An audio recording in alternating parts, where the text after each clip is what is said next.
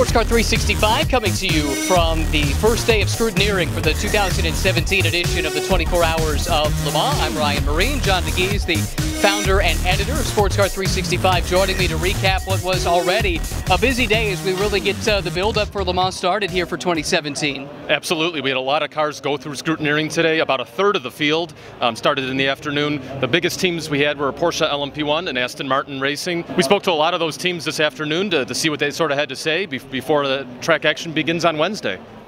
Back to the test, you guys had a little bit of a disparity between yourselves and the Toyotas. Do you feel like you could find anything in the interim to have a pretty competitive run come race day? I mean, Toyota was super quick in the test and they've done a great job with their car this year, that's clear. So we've been working hard between test and now to try find a bit more, so I guess we have to wait till Wednesday to see if we found a few more gains and then see. But clearly they're well prepared, but you know, also you've got to execute it in the race. So working on the race prep as well. Not sure if we can touch them in the quali, but let's see for the race. We didn't fulfill as many laps as we wished to do because we had to do an engine change the pre-test. So for sure, we have a few more questions and we need a few more answers about some setup work, and we will do that in Wednesday and Thursday because we have a lot of more driving time ahead. The weather looks stable as well. Should be, so we can schedule can go ahead and schedule extra more driving time. What makes for a successful 24-hour race from your perspective and that of Porsche? A successful race is a winning race, and only that. If we come second and third, then it will be a failure. So we're going 100% at it to go and win this race, and you know, that's absolutely what everybody's here for, but this is Porsche and we've got 18 before, so we know how to do it, and I hope we can do it again. How informative do you think the time on the track and the lessons learned from the test day are in terms of determining the pecking order for this race? It looks a lot closer than what we had last year, that's for sure. So yeah, it's encouraging, and we're quite confident that we've got the pace that's going to be needed for the race. I don't think anyone's got an advantage. Certainly couldn't see it at the weekend.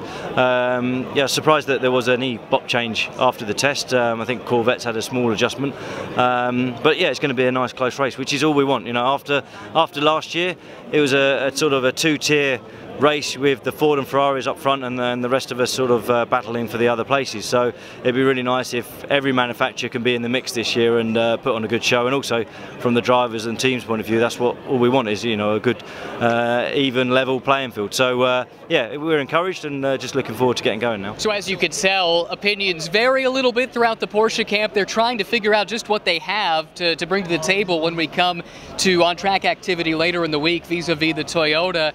What do you think, though, John? How close can this race be? They were talking some about single lap pace maybe being the biggest deficit we'll see over the course of 24 hours. Yeah, definitely don't expect a Porsche on the front row. Neil Johnny pretty much said that to our Luke Smith earlier today. You know, I think we're going to see a Toyota front row with the three of the TSO 5.0 hybrids.